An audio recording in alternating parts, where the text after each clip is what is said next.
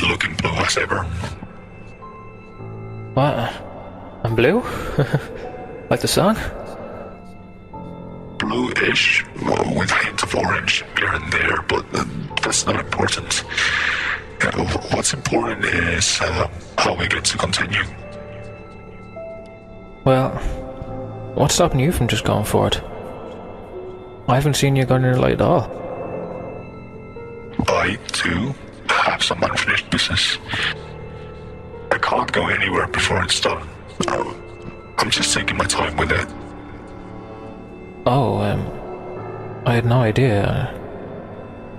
Can I help somehow? It's grand. I'll be fine. And just get your mind straight, will you? You'll proceed once you're finished. Don't mind me.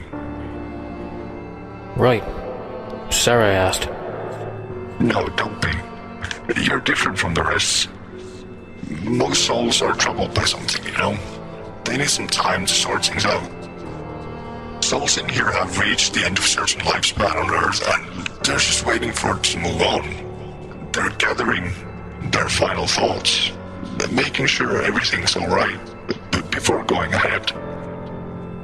You are here because you died prematurely. I can only assume there's plenty of things you would like to know. Yeah, my mind is raising more questions than getting answers. It's just... I'm getting tired. I'm not sure how many times I can do this anymore. I didn't expect this to be so hard. But I have to do it. Do your best. I'll snap you out of it if you start to dim.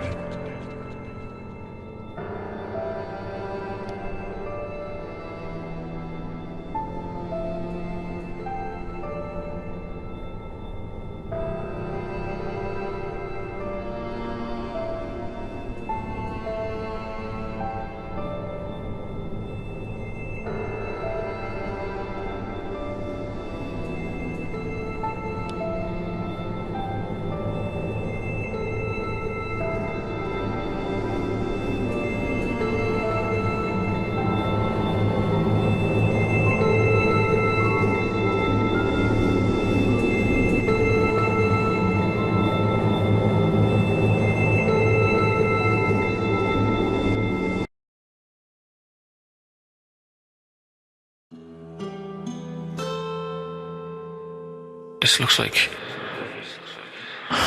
Oh. What did I think of this place? I don't even remember being sick that often. I hate hospitals.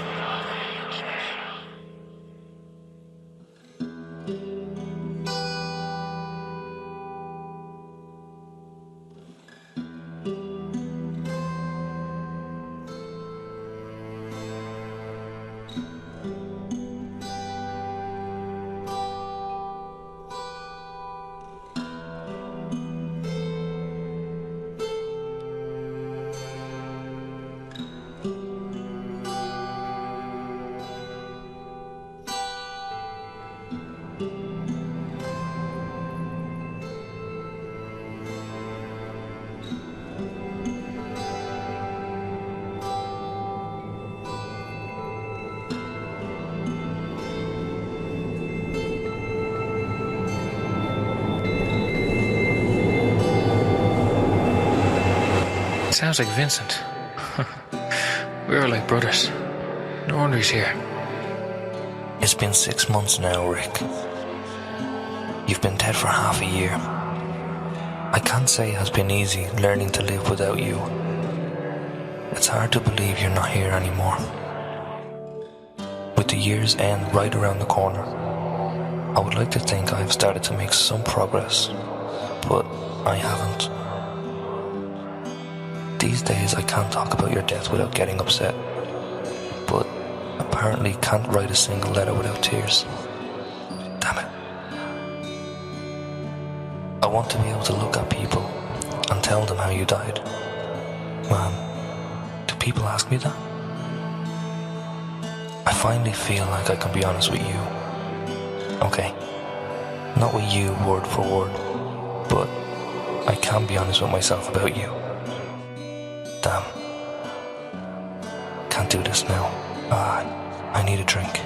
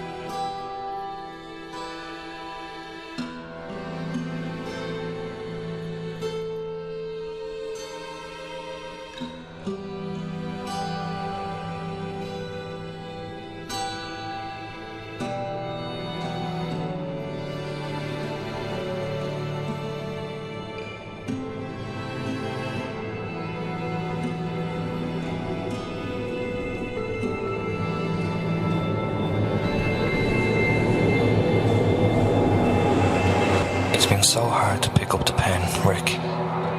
I'm sorry it's been another 6 months. I've been trying to relieve the guilt of our last meeting when you were alive. It was such a moronic argument I can't even begin to describe it. The fact that I called you every name under the sun turned out to be our last conversation we ever had will haunt me for the rest of my life. The man who never, ever lifted a finger against me left this earth while being angry at me. How could one forgive that to himself? Man, this is so frustrating. I am incredibly sorry that I was never as proud of you as you were of me. When Simon was born, I should have supported you 3 more. By the time Sylvie was walking, I should have done something. But I didn't. I couldn't. I still don't have the answer to what that something could have been. But I just can't shake this feeling I wasn't there for you when you needed a friend. In a decent book, we would have been a great duo. You the hero, saving the day, and me the sidekick, fighting for the average Joe. But in this one, the sidekick stays as the hero passes away. Read the last words, reach the back cover, empty the glass, exit the stage.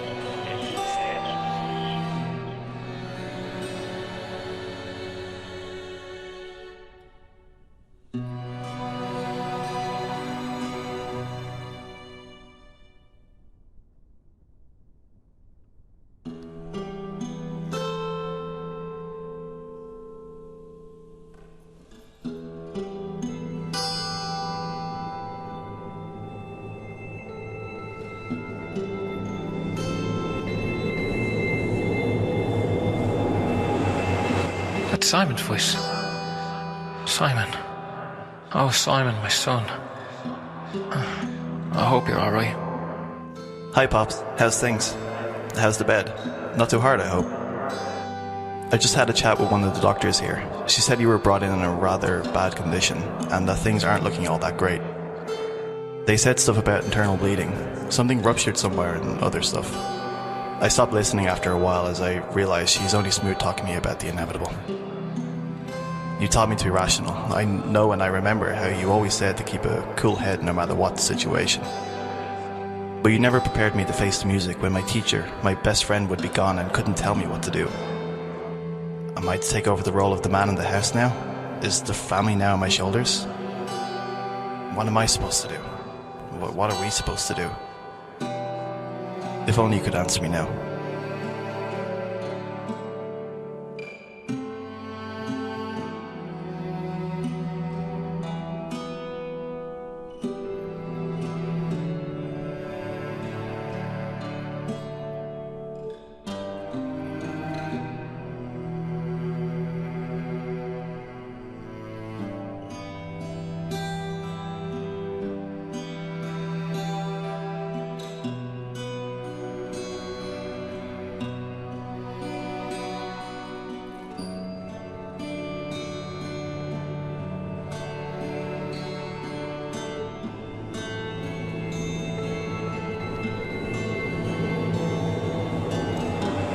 Simon must have been coming here every day until the end. What horrors did I put that boy through?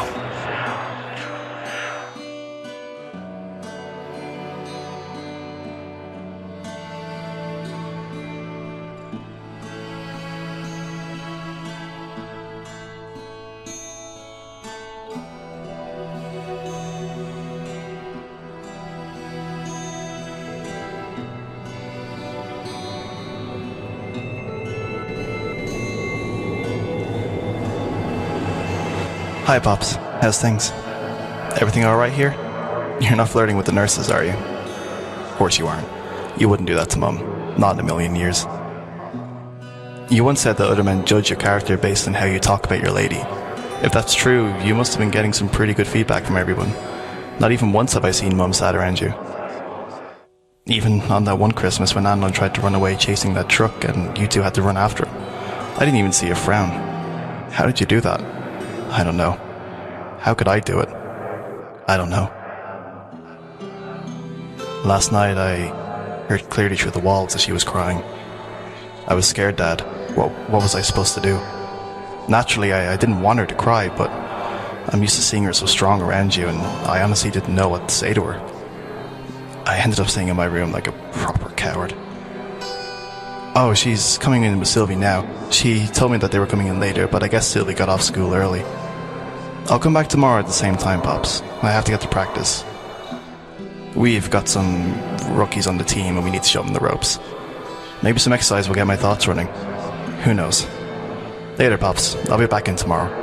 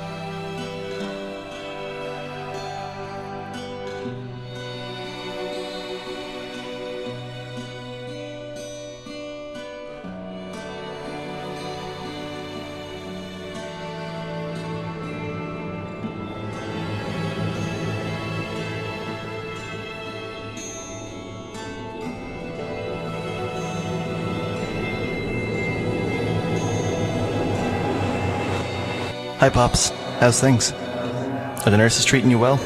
Are you treating them well? Today, some of my mates tried asking about you and your condition, and I didn't know what to answer to them. I just said you were in the hospital for now, and no one would know how long you're going to stay here. When I walked in, the same nurse came to me again. According to her, your situation hasn't changed. It's as bad as it was when you were brought in 2 days ago. Pops, you ain't really getting any better. Remember that time when I was sick home with fever? You left work early to take care of me. Today I thought about your laugh and I came to the horrifying realization that I can't remember what it sounds like. I just don't remember. I felt paralyzed with this shame and disbelief, as if I couldn't recognize my own face. I closed my eyes, tried to silence the room around me. I took a deep breath and pictured your smile. It's much like mine, with less of beard, of course. But I couldn't hear your laughter. No matter how hard I tried, I couldn't hear it. Dad, I tried. I really did. I feel like it's not so much to ask that I just hear it once more. Just once. Why? Why my father? My wonderful, empathetic, silly dad. It never made sense to me. But never will. Not everything happens for a reason. I've learned that it's something I must accept. It sounds like something you would have tried to teach me down the road. Hey, I'll try to bring Suzanne with me tomorrow. I still haven't told her what's happening to you. I'll go pick her up now as Mum couldn't get the car running. Later, Pops. I'll be back tomorrow.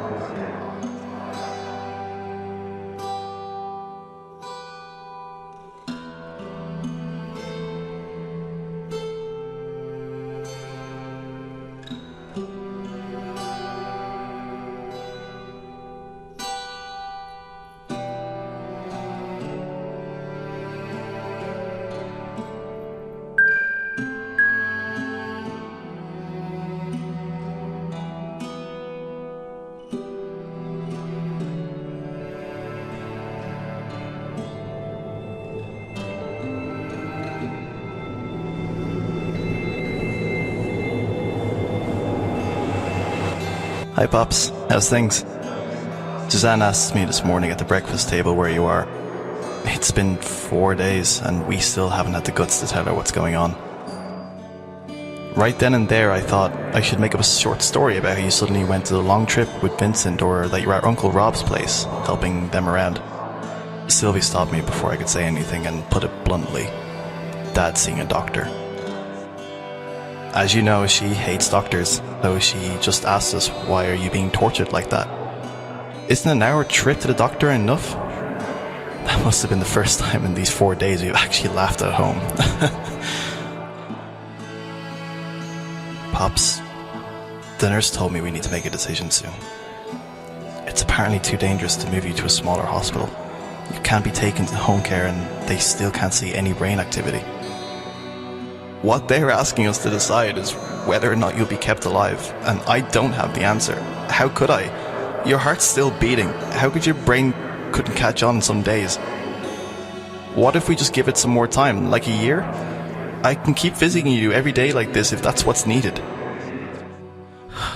It won't, right? You always told me to keep it cool and be rational when it comes to tough decisions. Well, here I am, at least trying not to lose my cool. I do know what's going to happen, I just don't know how to live with it. Mum? Mum? How long have you been standing there?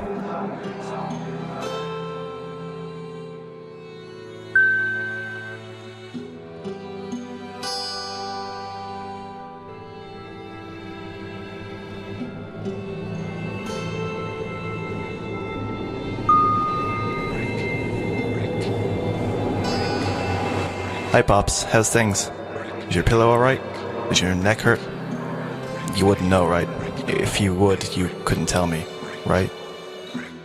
And if you could, you would say stuff like, men don't feel pain, son. We're strong like that. Strong for our ladies. Like you said when we were going to camping in Kildare. We were going to have a few more camping trips before school would start, remember? We never visited Uncle Rob and Mayo either, despite having that weekend free. I don't resent you for those things. I never did, and I never will. Right now, there are days I was unable to spend with you, and I blame myself for not giving you as much time as you deserved.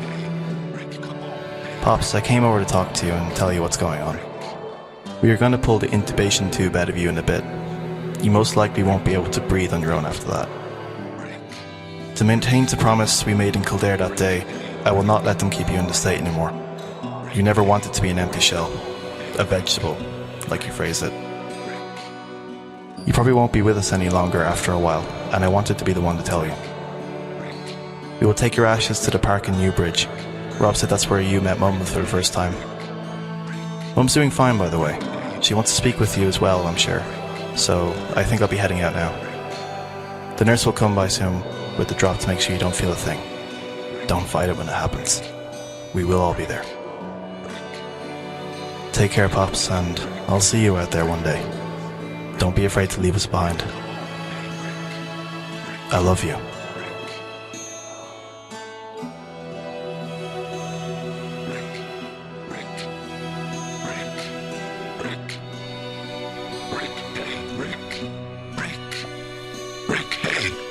Come on. Rick.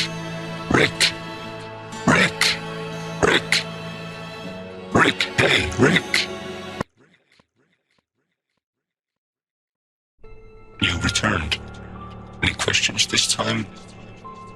My choices, my emotions, what I learn, none of it matters. What do you mean? Of course they matter. No. As in, I'll forget everything. When I'm reborn, I'll be a toddler again.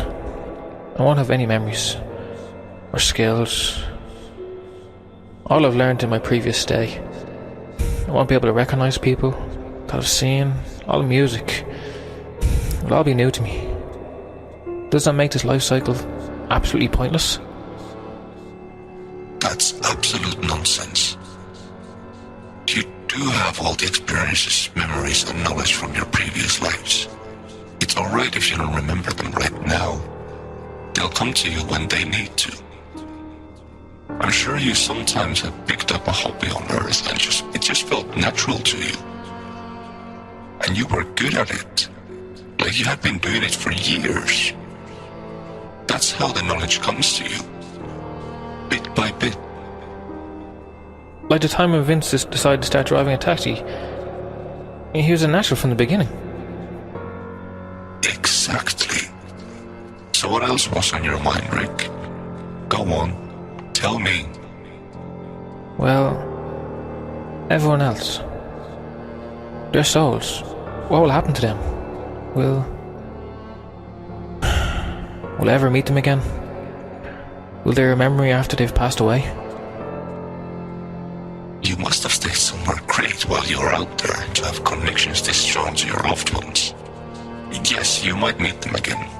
All of you can be out there above or in your next life. That's all up to you with whom you spend your time with. I see.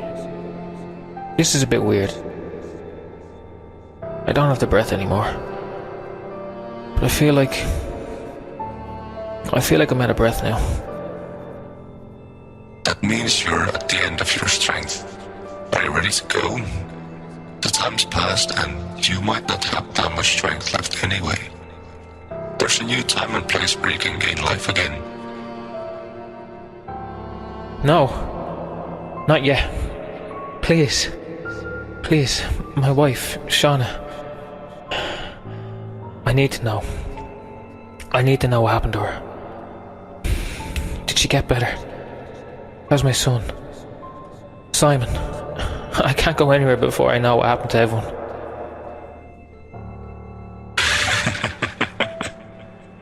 You really did meet some wonderful souls on your short journey. Very well. There's still some strength in you. Maybe you can try to focus one more time. Are you up for it? I was born ready, Mr. What's your name again? Friend? You never told me that. It's not important. Nice to meet you, not important. Come on. No, for real this time. You've helped me a lot. I'd like to know your name. I was called Gavin. Okay. Gavin. Thank you, Gavin. I'll see you again in a bit.